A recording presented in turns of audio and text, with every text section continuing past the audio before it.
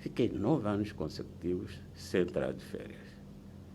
O desgaste era diário, contínuo. Sacrifiquei muito a minha família. LV Produções, todas as novidades passam daqui.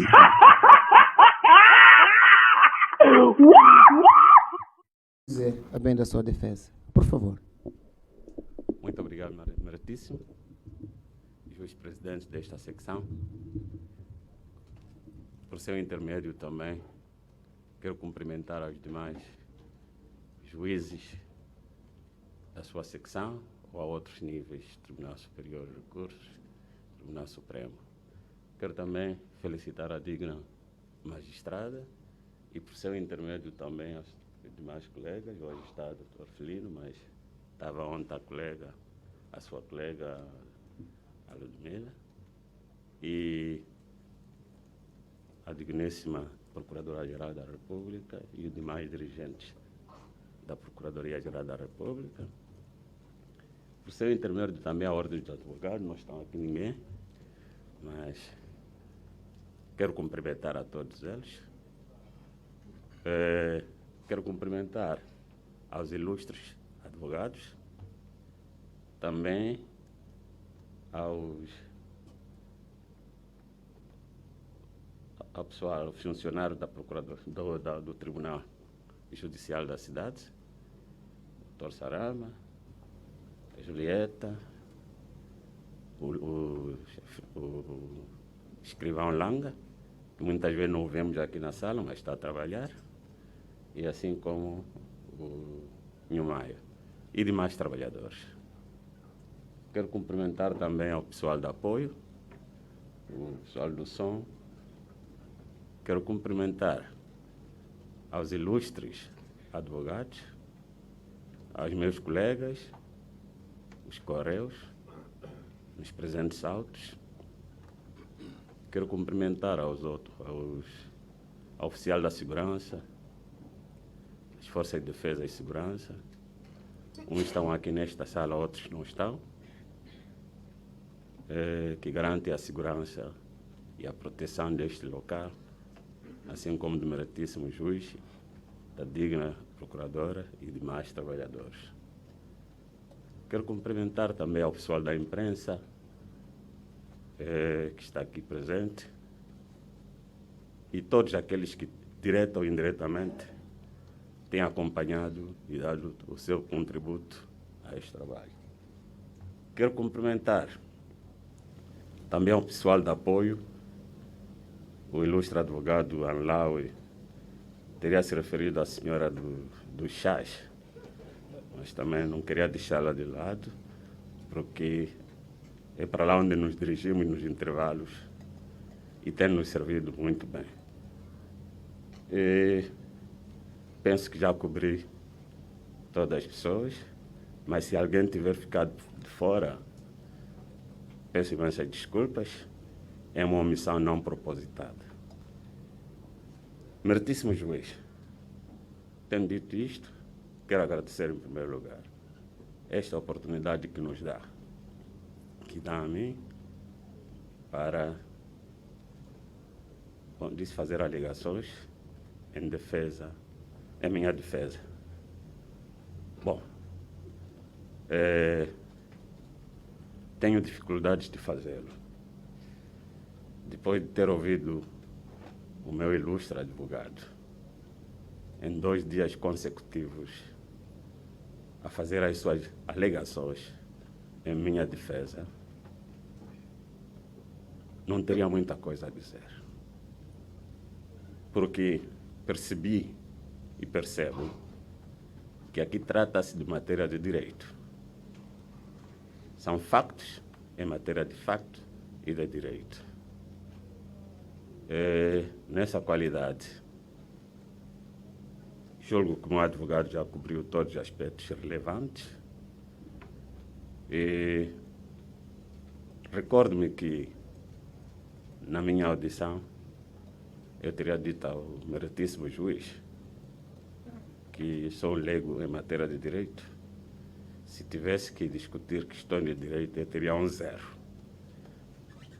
meritíssimo juiz quis animar-me, disse que não seria zero, mas talvez neste preciso momento posso dizer que aprendi algo, mas não bastante para poder fazer uma argumentação jurídica nesta sessão.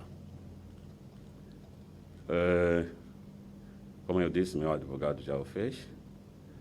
Ouvi também os ilustres advogados distintos que estão aqui, falaram em defesa dos seus respectivos constituintes, mas também alguns fazeram uma defesa ampla para nós, os réus. Meritíssimo juiz, chegado a este ponto, só queria fazer algumas considerações, iniciando, em primeiro lugar, por reiterar o que teria dito meu ilustre advogado sobre uma pergunta que o meritíssimo juiz tinha feito na sequência da acusação do Ministério Público sobre dezembro de 2015. Eu disse que não me recordava naquela altura, mas o meu advogado disse, porque depois recordei-me, que eu, a convite de Sua Excelência o Presidente da República, fui participar, portanto, estive na passagem do ano em 2015. Então, não foi na ponta do ouro, como se dizia.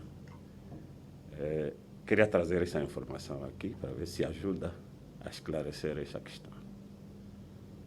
2.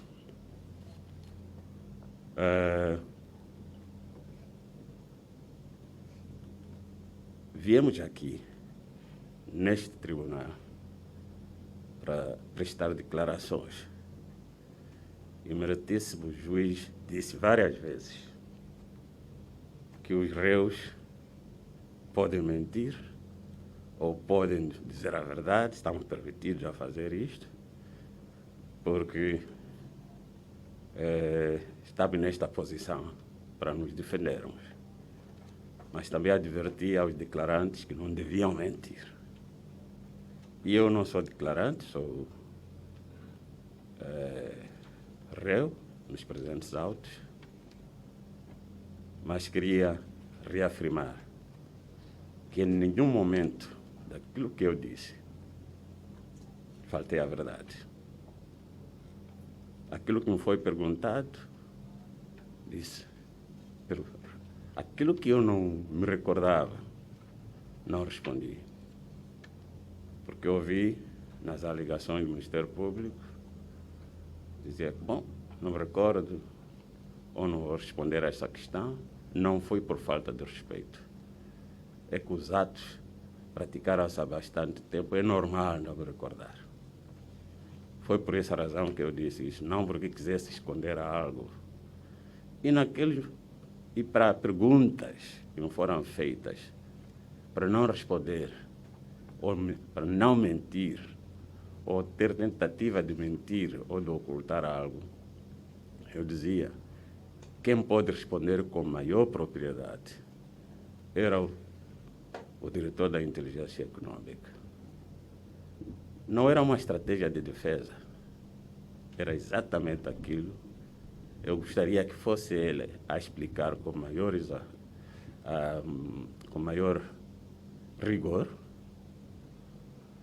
para não deixar dúvidas e para não baralhar as mentes do meritíssimo juiz, da própria digna magistrada e dos demais ilustres advogados aqui na sala.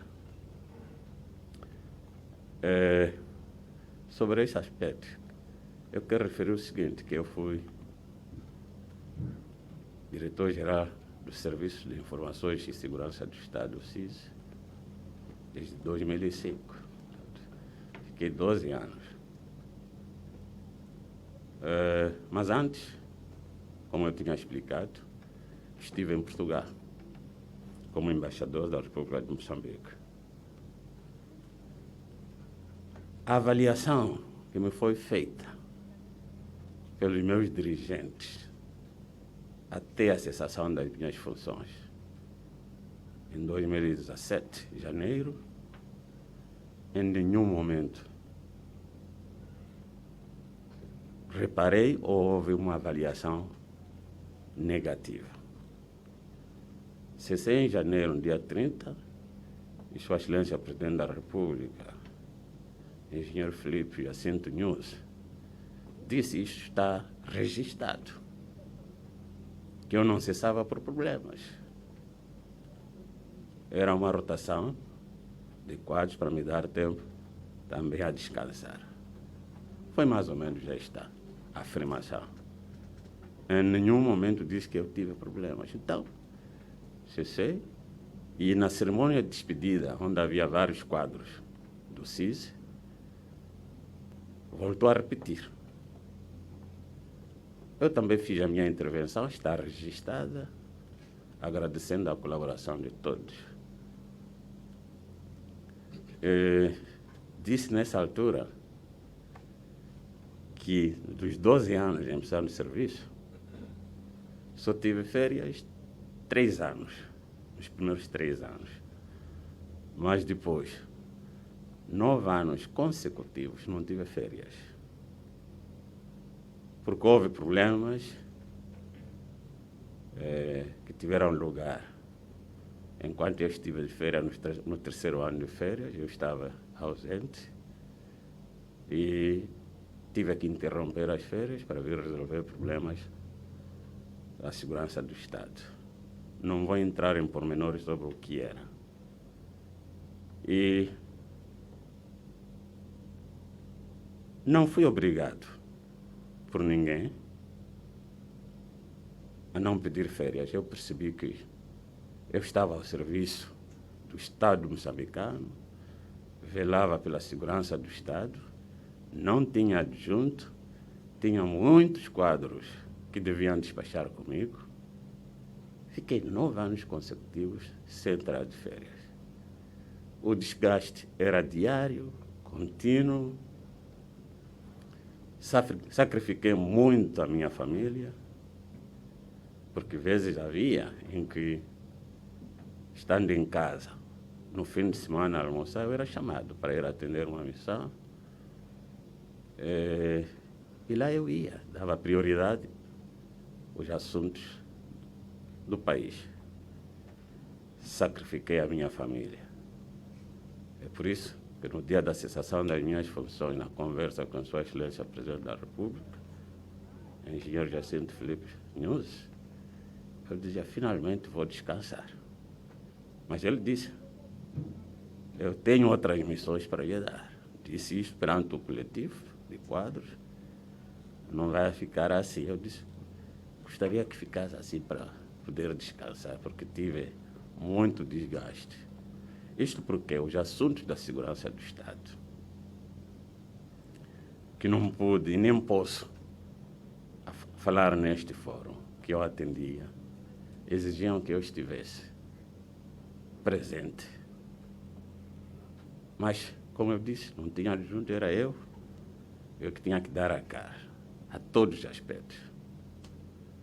Mas, felizmente, tive um quadro, um leque de dirigentes, quadros, que também, tal como eu, nas suas áreas, atendiam com zelo, determinação, muita entrega os assuntos da segurança do Estado.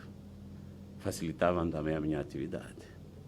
Muitas vezes traziam-me em despacho assuntos da segurança do Estado. E sempre foi assim. Acho que eu tinha que tomar a decisão. Assuntos que careciam de decisão minha, mas os outros faziam-os subir ao comandante-chefe, recebíamos instruções sobre como agir, e é assim como nós agíamos. Isto queria dizer, bom, na acusação, nas alegações, na acusação da digna magistrada do Ministério Público, questionava como é que um diretor-geral, por causa das viagens que foram feitas por o Teófilo, Jangomel e Bruno e o foi um dump. Durante a audiência eu disse, eu despachava com os diretores das áreas. E como despachava com os diretores das áreas, era-me difícil conhecer. Eu não conheço todos os nomes, todos os quadros da instituição. Nós estamos a falar de 500 pessoas, 600. Estamos a falar de vários quadros que o CISI tem, ao nível nacional. Imagina só se eu pudesse decorar os nomes de todos. Os que eu conhecia eram os chefes imediatos, numa primeira fase, são aqueles que despachavam comigo diretamente. E outros quadros que eu conhecia, mas não posso aqui dizer que eu conheço pelos nomes todos os quadros funcionários do CISI. Não só. O CISI não está proibido de trabalhar com colaboradores. Há uma série de colaboradores e alguns já têm codificados por razões específicas na natureza do trabalho. Então, para a proteção das mesmas pessoas que são colaboradores.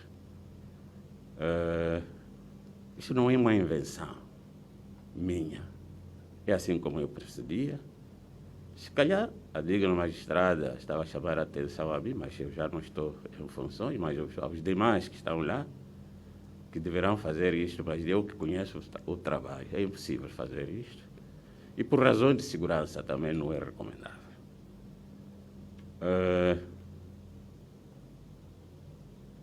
Portanto, não estava a ocultar absolutamente nada, assim como eu funcionava, não precisava, eu bastava de despachar com o diretor da área, perceber a missão, a composição até podia haver proposta de 3 pessoas, mas dizer, bom, não, só vão 2 pessoas. Dependia, de facto, daquele que estivesse à frente, a quem eu delegava a tarefa. Sua Excelência ex-presidente da República, Armando Emílio Guebuza, também disse aqui, falou muito da questão de delegação. Pelo menos ao nível da GFDS isso existe. Existe a delegação de missão, de tarefas. Não sei, nas outras instituições, se calhar essa figura de delegação não existe, mas ao nível da GFDS, interagia com os meus colegas, portanto, quando é delegado uma missão é para cumprir.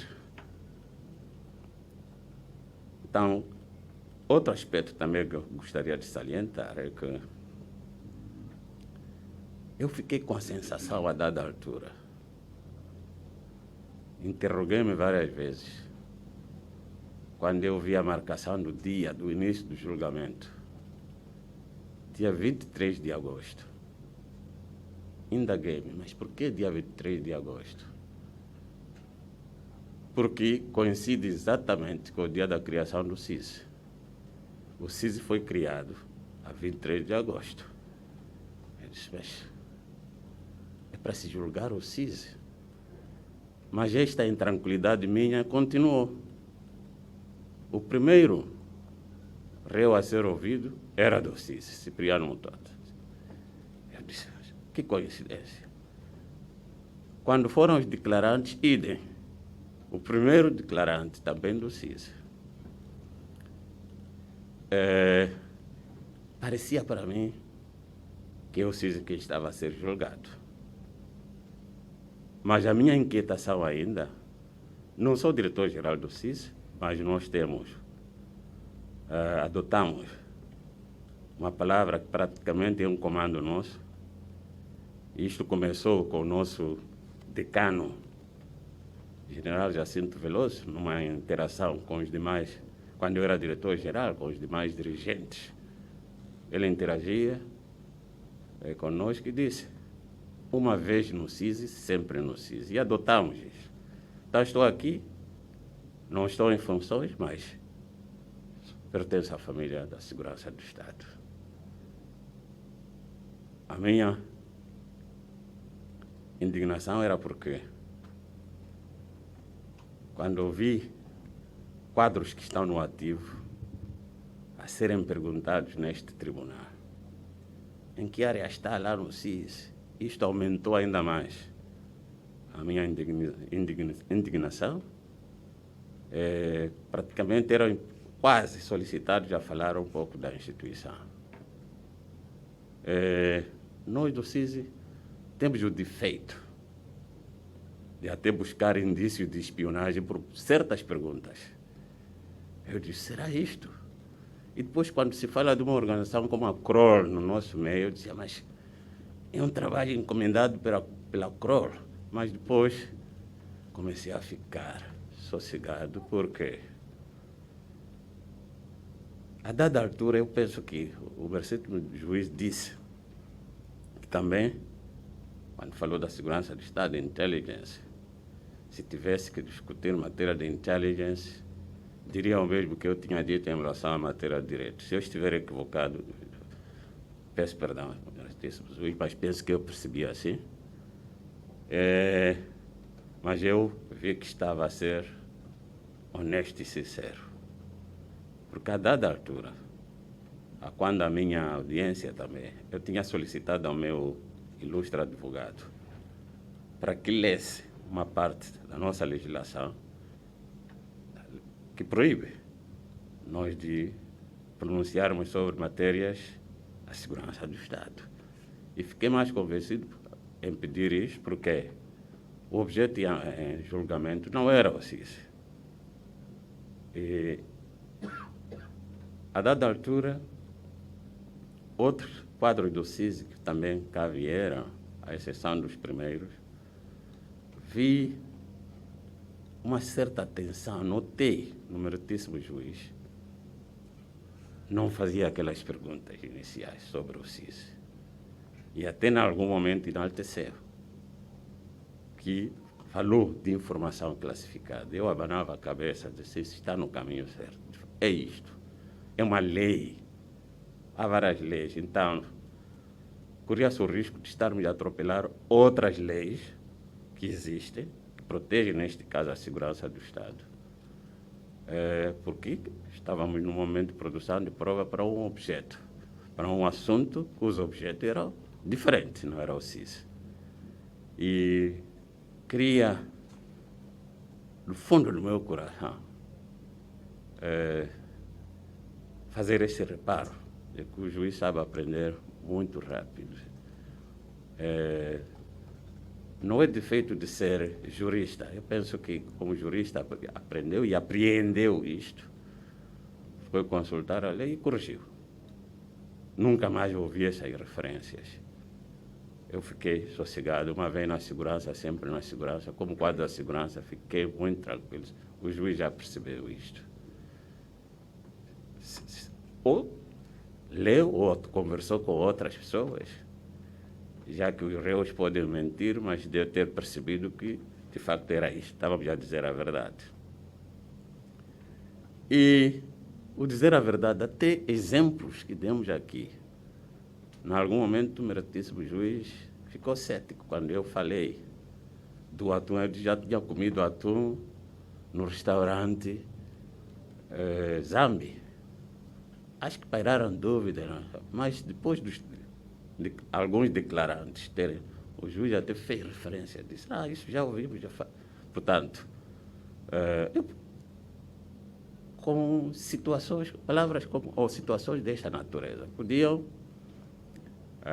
levar a convicção do meritíssimo juiz de que aqui havia, o réu estava a mentir. Mas neste caso, eu não estava a mentir. Vi, observei e disse aqui no tribunal. Não me recordo de nenhum dado em que eu tenha omitido de dizer a verdade. Aqui, não me recordo. Tudo o que me foi perguntado, respondi com clareza, frieza. E depois, prestei juramento. Ao primeiro juramento que fiz enquanto militar, lá no campo do treino, faz o juramento da bandeira, e filo na qualidade de dirigente máximo da instituição, tanto de segurança do Estado, SIS. Um juramento que vem da lei. Está na lei também, é aquele juramento que todos nós fazemos para servir a pátria e o povo. Este povo que durante os meus 12 anos, em frente do CIS, procurei servir da melhor maneira possível. Se eu fosse interrogado num meio específico, se calhar até o Excelentíssimo Juiz teria percebido tudo, um pouco da segurança do Estado, mas há coisas que não devo dizer aqui, que até parecem filme. Quando se perguntava, mas o que tem a ver barcos da Imatum com segurança do Estado?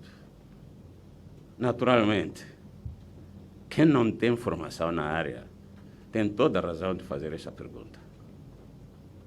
Mas quem tem formação na segurança do Estado não achará isso estranho. A segurança do Estado faz-se em todo o sítio. Lembro-me o que disse o meu ex-colega, ministro do Interior, na altura. Monjano disse, bom, eu esperava do CIS. Porque acabou dizendo que, bom, o CIS estava capturado, mas são palavras dele.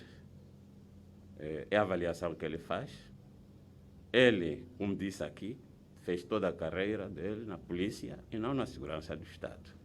Tem também sua razão de fazer questionamentos desta natureza, mas há um aspecto que ele se referiu. Praticamente quase que dizia que o CIS é uma área transversal, quer dizer, atua em todas as áreas. O CIS não precisa de bater a porta onde achar que aquela ação, aquela atitude pode vir a criar problemas à segurança do Estado. É por isso que nós fazemos previsões. Onde há previsão, é preciso tomar-se medidas, fazer-se análise dos factos que nós temos e desenhar hipóteses, criar cenários. Não quer dizer que quando se cria o cenário, os cenários são todos certos, ou as hipóteses. Elas são confirmadas perante a informação abundante que nós temos e da capacidade analítica que a instituição tem. LV Produções, todas as novidades passam daqui.